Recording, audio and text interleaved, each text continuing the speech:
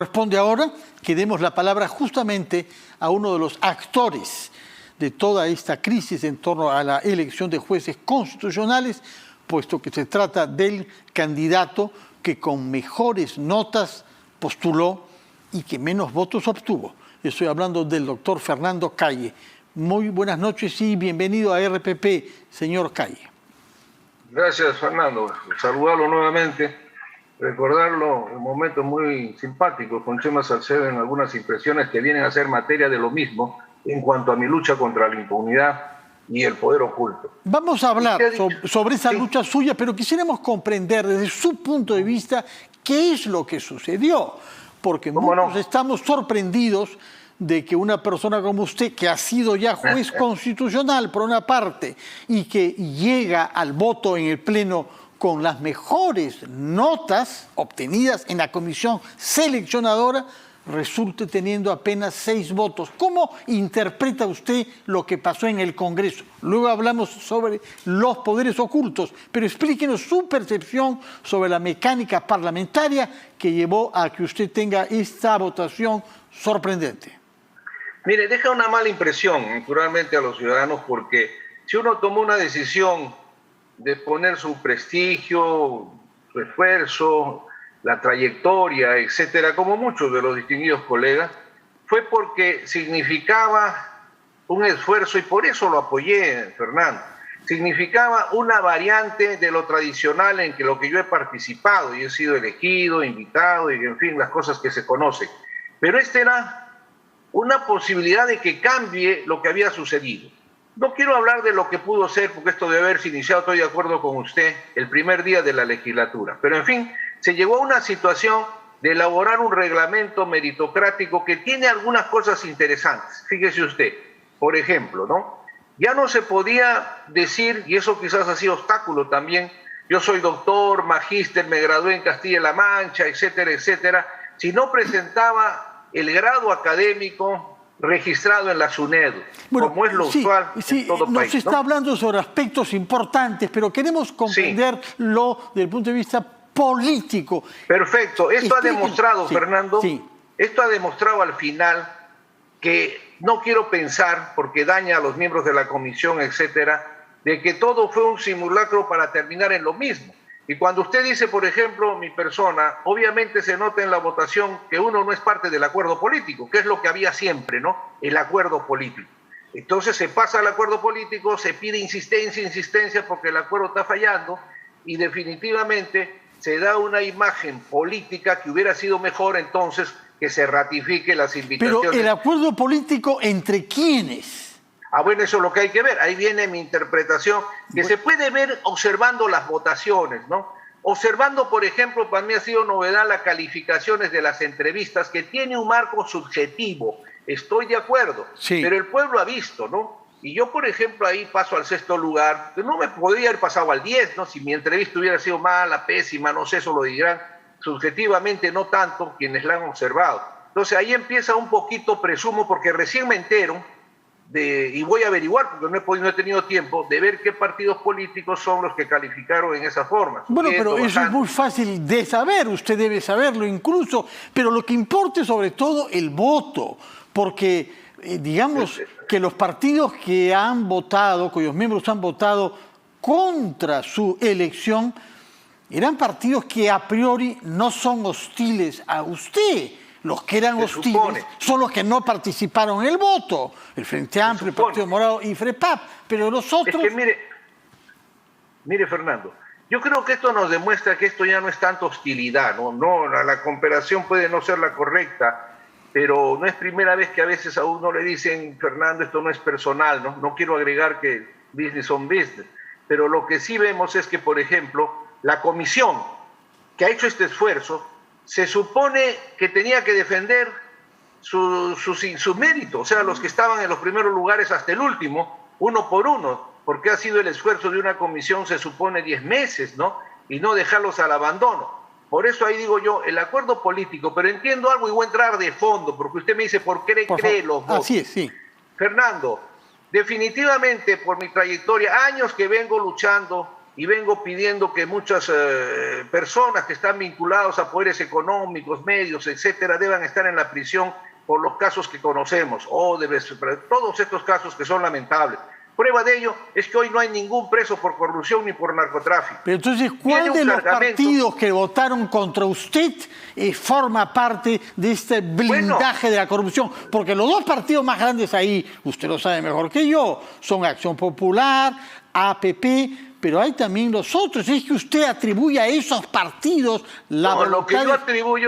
Lo que yo atribuyo, Fernando, es que habría, no soy investigador en ello, pero lo que sí le puedo decir, que al tribunal como ayer llegan casos hoy día de más magnitud, o sea, me refiero a casos económicos muy grandes, pero en esta temporada van a llegar casos de corrupción, sí, sin duda, sí. ¿no? Entonces, tienen que ver corrupción por universidades, por intereses, muchos que son, ¿no? Por eso, cuando usted me dice de Acción Popular, por ejemplo, yo no sé, he escuchado sin querer al congresista Burga, que se ha accedido, considero, lo entiendo, haciendo uso de su libertad, a primero decir en la mañana en radioprogramas que yo había sido votado 2 veces.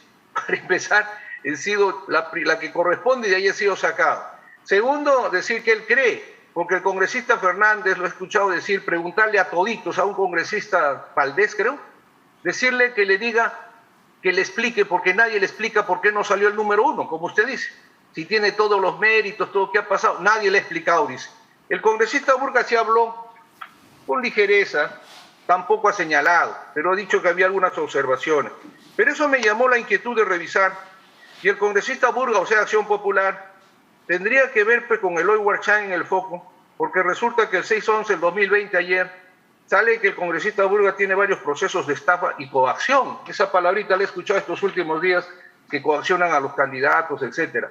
Alguna experiencia tendrá, no sé, en la medida que le han imputado esas ¿está cosas. usted seguro de lo que está diciendo? Usted ha sido un juez constitucional, usted sabe lo que es el derecho. Estoy diciendo lo que dice, que me estoy guiando quizás confundido en lo que dice la prensa y eso no está bien. Coincido con usted.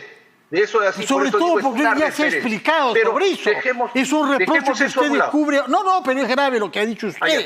Ya se ha explicado el congresista Burga. Yo no es que quiera defenderlo, pero sobre ese punto, si recién está informando usted, él ya ha dado explicaciones.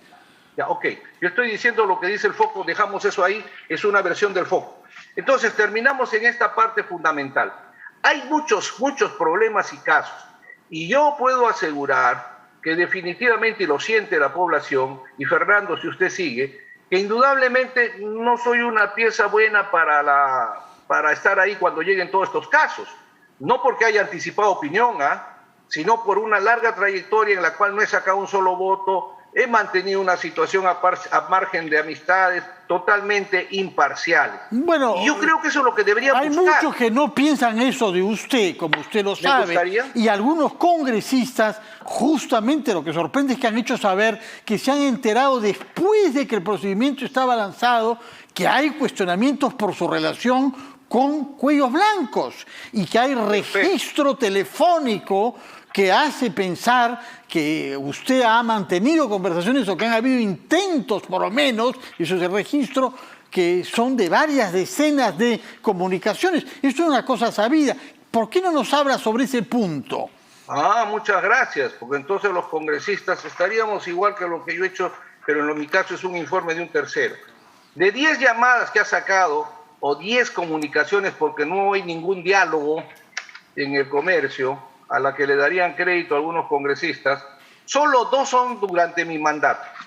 Y si hablamos de los cuellos blancos, mi querido Fernando, yo quiero decirle, por ejemplo, el prototipo fundamental o el emblemático que sería Inostroza Pariachi, en la sentencia 776-2014, del 14 de abril del 2014, el Tribunal Constitucional lo nombra fiscal supremo.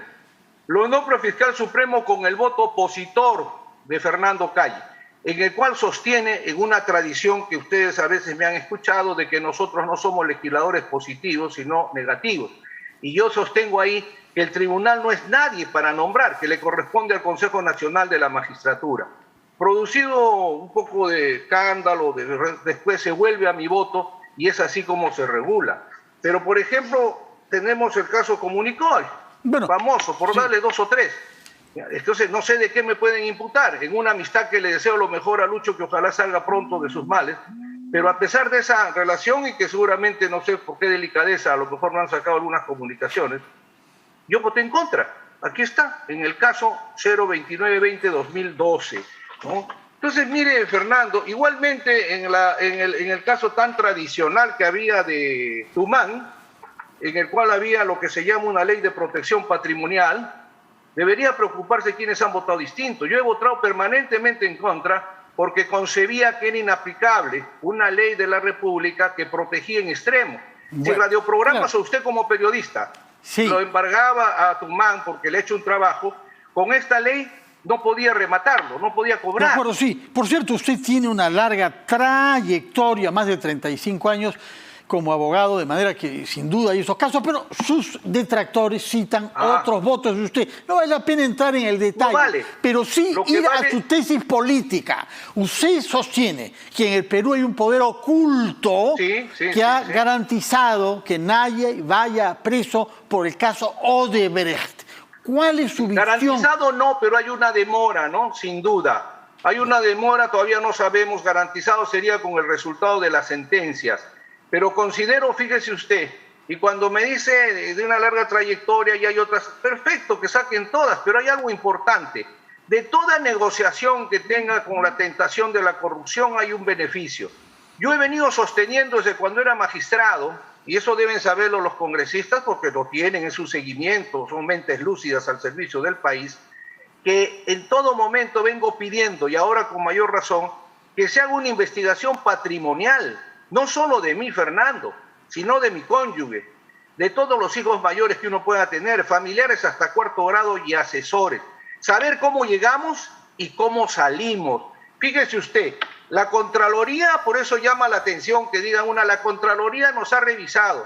Y si ustedes siguen las entrevistas, a mí no se me ha preguntado qué dice la Contraloría, cuál es su experiencia, porque la Contraloría no ha dicho nada de mí. Pero sí debería preocuparle que se presente usted Fernando, como una persona sin mácula. Que ha pronunciado no contribuye mucho que usted nos diga que tiene una carrera intachable. Más útil sería que usted fuera crítico y nos explique lo que usted sabe sobre el funcionamiento de las instituciones, porque dice cosas graves.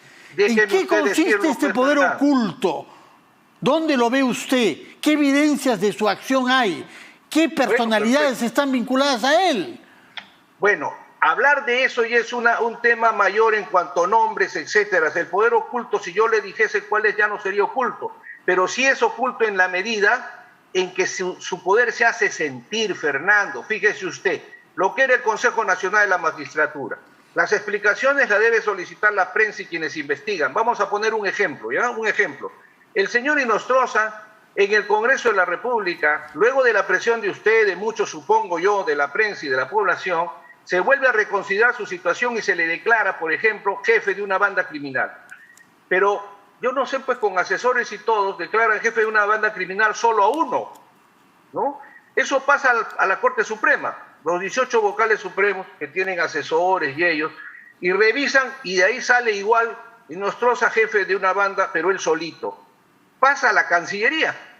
La Cancillería tiene un prestigio, sin duda, revisan y lo pasan. Va donde el presidente, a quien no critico porque con tanto filtro ya él firma. Llega a España y España ha dicho lo que cualquier muchacho podría decir. ¿Qué banda va a dirigir si está solito?